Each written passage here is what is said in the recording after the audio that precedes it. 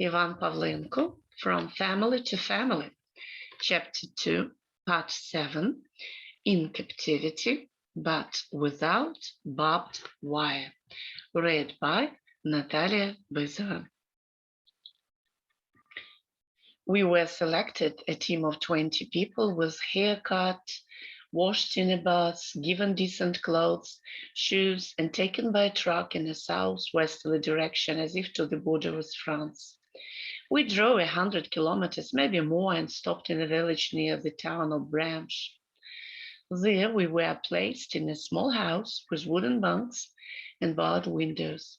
Behind the wall, 2 of our bodyguards took up their abode, apparently retired soldiers of noon age. They gave us straw mattresses, pillows, and all-fleece blankets. It was already almost human, not like in the camp on bare boards. After eating the rations of bread that had been given to us in the camp for the way and drinking water, we went to bed to get up at dawn and go to work for the farmers, owners. There were guys among us who said that the owners might be angry and meek, but they would all feed as well to be fit for work. One thing bothered me: which worker would come out of me? I was as thin as cod and physically weak. After all, for 2.5 years I spent on bunks on a starvation ration, suffering from typhus and pneumonia. And will my crippled leg withstand the strain? I didn't want to return to the camp, which was like a grave. At dawn we got up, washed, split into 2 groups, and the guards led each to different parts of the village, leading everybody on the way to the yard where the breadwinner had died in the war or returned from it disabled. It was my turn. We went into the yard. There was a sound brick house. Next to it there were outbuildings of the barn type, also brick. Heinrich Steinkampf was standing by the porch, medium height, fat, fair-haired, 33-year-old, with a round face, reddish, gloomy in appearance. He had fought in France, Poland, and Yugoslavia, and had been wounded in the abdomen in Russia, and had not yet recovered. My guard greeted and said, "I brought you a prisoner worker. Feed him and make him work." The landlord gave me a skeptical look and muttered unhappily, "Brought him here to die." I felt uneasy. I didn't want to go back to the camp for rations, but it was as if I was going to do it. The owner spat and went to the house. My soldier was standing without knowing what to do, and I was standing next to him when the hostess jumped out of the door. Small, black, 25-year-old. I had not seen the Germans up close, and this one looked the same as our girls. She also smiled. She came close and looked at me so intently, as if examining whether there were really horns on my forehead. I had heard stories the Germans thought that all Russians were communists and that they had signs of a devilish tribe above their foreheads, small, barely visible horns. I stood in front of her, crossing from foot to foot, looked once or twice in her face, then lowered my eyes and waited for the verdict. "What is your name?" she suddenly sang in a kind German voice. "Ivan," I said, looking straight in her eyes. "Alles Russische Ivans, alles Ivans, all Russians Ivans, all Ivans." She chattered cheerfully, clapping her hands, and explained to the soldier that they already had had Ivan, and he had been taken to the mine. I must say that the captives were given to the masters not only for the period of spring and summer field work, and then they fed and strengthened were taken to the mine. According to her, Ivan had also been very thin, but he had recovered and become like that, and she laughed and showed with her hands that he had had a round face, and then added, "For me, and you will be like that." After exchanging a few more words with the hostess, the soldier left the yard, saying that he would come after me in the evening. and the hostess, her name was Irma, took me to the economy buildings. First, we went into a clean room for cattle. The passage was paved, and on the sides were cows and horses. Under them, the floor was wooden, with a slope to the gutter, through which urine flew into the yard, into a cemented pit. It was covered with wood, where pus was put. In spring, manure and urine were taken to the field. Then, through the door, we entered the first room. There were cans, cauldrons, buckets, barrels, a small table, and a stool next to it. Something like a feed kitchen.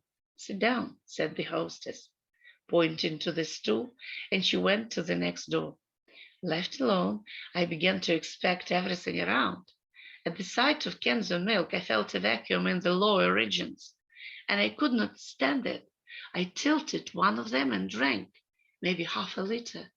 Meanwhile, the hostess brought a plate of mashed potatoes and a piece of fried meat. I began to eat, and she looked and said that she had put little meat so that I would not get sick after the camp hunger. Then she brought a sandwich with butter and a cup of coffee. I coped with it all quickly. Then she sat down opposite and began to ask who I was and whether I knew rural work. I said I knew well because my father was a farmer too. We talked in different ways with our tongues and hands.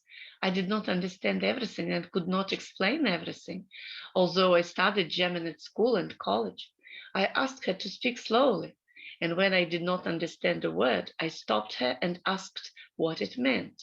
She also explained with her tongue and hands. At the same time, she laughed and seemed to be satisfied with the conversation. Then she took me around the farm and explained what I should do. They had 30 hectares of land, kept 8 cows, 2 working horses and a stallion, about a dozen healthy pigs, and 20 or 30 small ones, as well as about 100 chickens. Tractors and some trailed implements were taken in some organization to cultivate the land. They also hired a Dutch worker for the summer. And with their horses, they plowed the garden and small fields and transported everything grown home and to the state. I don't know how it was in practice because I didn't stay a few days before the spring field work. On April the 10th, I was taken away from them, as I will describe below. The owners worked from morning till night, and the owner did not undertake hard work, and his wife got it. In addition to housework and kitchen work, she milked cows, fed pigs and chickens. The horses were taken care of by the owner himself, who also fed the cows. My responsibilities included clearing manure from cows, pigs, and chickens and taking it out in a wheelbarrow. They leased land from the state and were obliged to sell it grain, potatoes, vegetables, as well as milk, meat, and eggs at a fixed price. The landlady told me that from those who worked poorly and did not cope with the supply, the land could be taken away and transferred to another landlord. They were obviously afraid of that and mastered it without giving up. But they lived well. I saw many smoked sausages, meat, and layers of lard, which hung after smoking in a special room where drafts were flowing. What was my workday like, and what kinds of work did I do? As soon as it dawned, the soldiers woke us up and took us around the yards. My working day began with picking up a pitchfork and cleaning the stalls of horses, cows, and pigs. Manure, together with the straw that had been laid in the evening, was piled on a cart with one wheel and taken outside, where it was stacked over the pit in a large pass. Then I covered the floor with fresh straw. The mistress began to milk the cows, and I went to the pigsty, then to the poultry house. All this took an hour in the morning and evening. The owner, meanwhile, fed horses and cows. After that, the hostess invited me for coffee with sandwiches. After a snack, I harnessed the horse to the cart and took the evening and morning milk in cans to the way, about half a kilometer. There I removed the cans from the cart and put them on the ground, after which I returned home. In the afternoon, I took the milk there again and took back the empty morning cans with the return, butter or margarine in the amount ordered by the owner, writing in the ledger. A special machine took milk from all the owners and brought with the cans what they needed. And there was no case of someone taking someone else's. But later, when the British came and the Soviet prisoners became free and roamed everywhere, some of them ran into such cans and not only emptied them, but also took off their pants and put their goods there. And the Germans began to be on duty near the cans. After the morning work, I started the main job. At that time, chopping firewood. Near the yard lay large piles of branches and poles, mostly alder and birch. I chopped them and stacked them in a kind of cylindrical wood stacks, in which the wood dried quickly. As it was near the road, locals often passed by me. Mostly old women greeted me, and one day 2 girls were walking and stopped 5 meters from me. They looked and talked to each other, giggling. One would say something and the other would laugh. Was the Russian captive being flirted with or mocked? They threw some remarks or questions, and I cut and kept silent, as if deaf-mute, because prisoners were even hanged for their connections with the Germans. They laughed and left. I performed some other assignments. I went with the owner to the forest, which belonged to him. We chose the woods there for the temporary covered barn, which he was going to put up before the harvest. In some places, I spent the whole day clearing the forest, and the owner moved next to me, apparently so that I couldn't run away. During the day, he was responsible for me. For several days, I carried a cart of sand and earth from the road and covered 3 large funnels from bombs that had fallen from an English plane before I came there. It was hard work. I and the owner of the horse carried the manure to the fields and piled it there. It was not easy either, because I put it on the rake and dropped it myself. The owner only managed horses and was afraid of hard work. At lunch, he went to the house for lunch, then rested for an hour, and in the afternoon, I climbed the barns and collected chicken eggs, drinking a few raw ones per day. It was the hardest in the beginning. I'd had no strength and got tired quickly. In the morning, my whole body ached. I remember on the first day, I put manure on the wheelbarrow, which the Germans called a cart, took the handles, and just wanted to carry, but it escaped from my hands and rolled over on its side. It was good that the owners were not around. I was afraid that they would send me back to the camp as unfit for work. I fixed the wheelbarrow and put less manure, then took it out safely. And 2 or 3 weeks later, my arms and legs were kind of replaced by someone. I was taking a full wheelbarrow of manure outside running. That was what good food and young years meant. The hostess fed me well. At 7 o'clock in the morning, as I said, she called me for coffee and sandwiches. Then about an hour later, there was breakfast, fried or mashed potatoes with pieces of meat and a cup of milk. For lunch, soup, cutlet, or goulash with garnish, potato, cereal, and compote. In the afternoon, again sandwiches and coffee.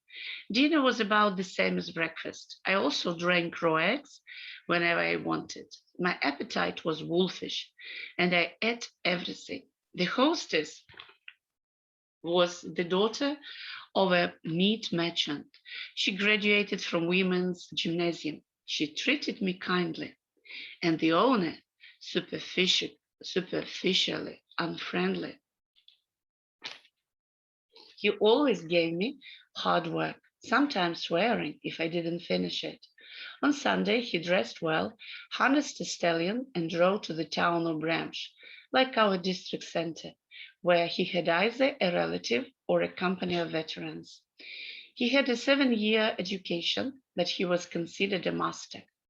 They had 2 children, Hans, 6 years old, and Itzke, 4 years old. The hostess never left home. Left alone, she called me to her. And although it was Sunday, she did some minor work herself and involved me in it, cleaning the garden, breaking flower beds, picking potatoes. She was obviously interested in talking to me, but my abilities were limited by poor knowledge of German, and yet we somehow communicated. It was her need, because she didn't go anywhere or to anyone. It was 300, 400 meters to the nearest neighbors, but my owners were not friends with them and did not go to each other like us, Ukrainians.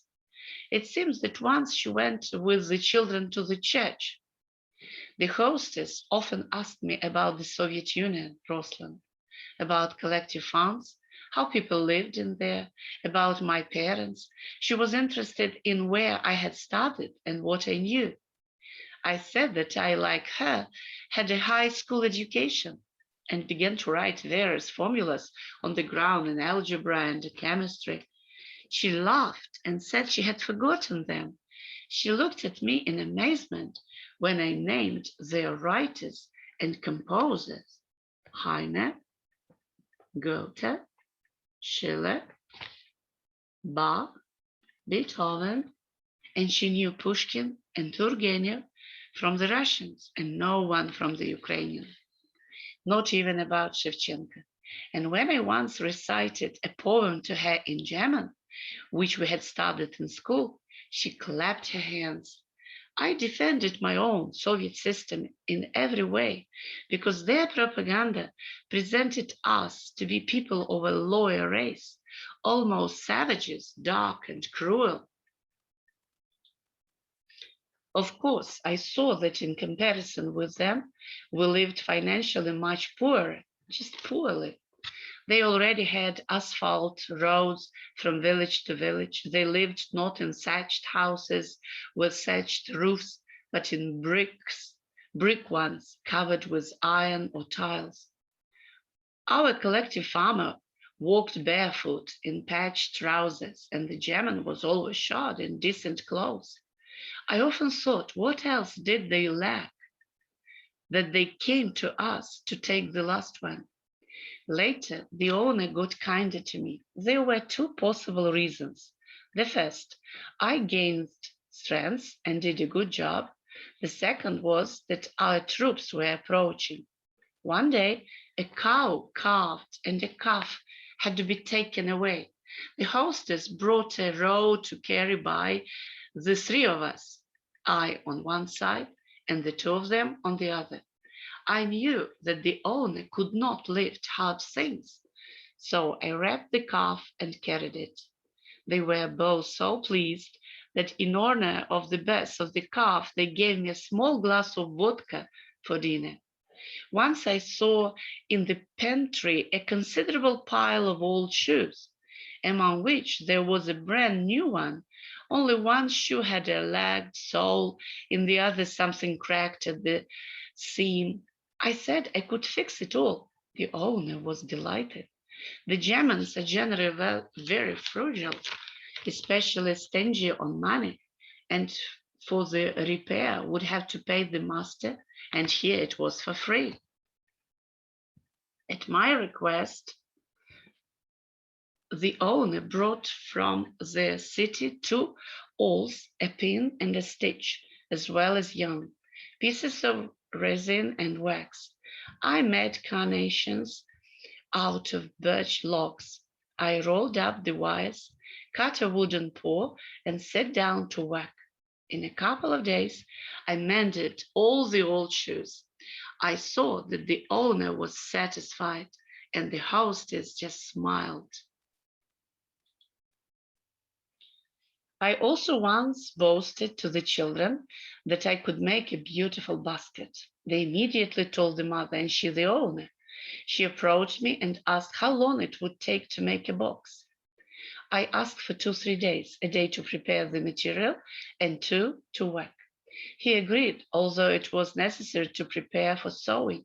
He allowed 1 day at the expense of Sunday and 2 on weekdays. I ordered powders in 3 colors, red, green, and blue. The owner brought them. I prepared straw, painted it on the housewife's stove, and then climbed up the barn where the hay was stored and began to weave. The children did not leave me for 2 days, periodically running to their mother with the information about what had already been done. When the basket was ready, the children shouted at their mother. I brought it into the house. The hostess took it in her hands, admired it, and exclaimed, "Oh, wonder, wonder! Oh, miracle, miracle!" and then carried to the owner. After a while, he called me to his living room. The first time I got into their inner rooms. I noticed a kitchen with a large stove, 2 bedrooms and a living room, which was furnished with armchairs and a sofa. On the walls, there were carpets, paintings, deer antlers, and various souvenirs. The owner invited me to an armchair and began to explain what had been brought from France, Yugoslavia, and the Czech Republic and Poland. And here, he pointed to the bedside table, I will put your basket. And when the guests come to me, I will tell them that the Russian Ivan made it out of straw with his own hands. He did not hide his admiration. Then our conversation turned to war. Who is to blame for the war? He asked. I don't know, I replied diplomatically, fearing such a possible provocative question. You know, he protested. That's who is to blame, that's who is to blame, he repeated, showing Hitler's hair hanging down the forehead. I shrugged and said nothing, and he continued that the war would soon be over, and asked again, what will happen to us when the Russians come here? Us in Siberia? To Siberia? So what you are afraid of is retribution. It was Siberia that the Goebbels propaganda frightened them with, calling for them to fight and make sacrifices to the end. I wanted to answer in the words of Stalin, who said that the Nazis came and passed and the German people remained, but I did not dare to make such a political impromptu, and only assured, if our people came here, I would vouch for you because you treated me well.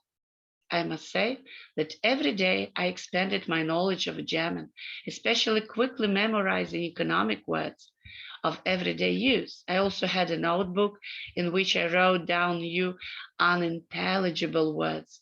They were explained to me by the hostess and most often by her eldest son. If I had lived with them for 6 months, I would have spoken the way they did, and I spent with them only a month and 10 days.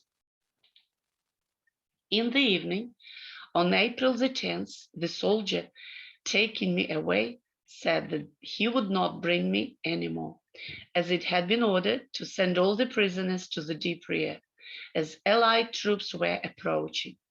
The owner muttered something dissatisfying, and the hostess cried that it was necessary to sew and blow, and I was taken away.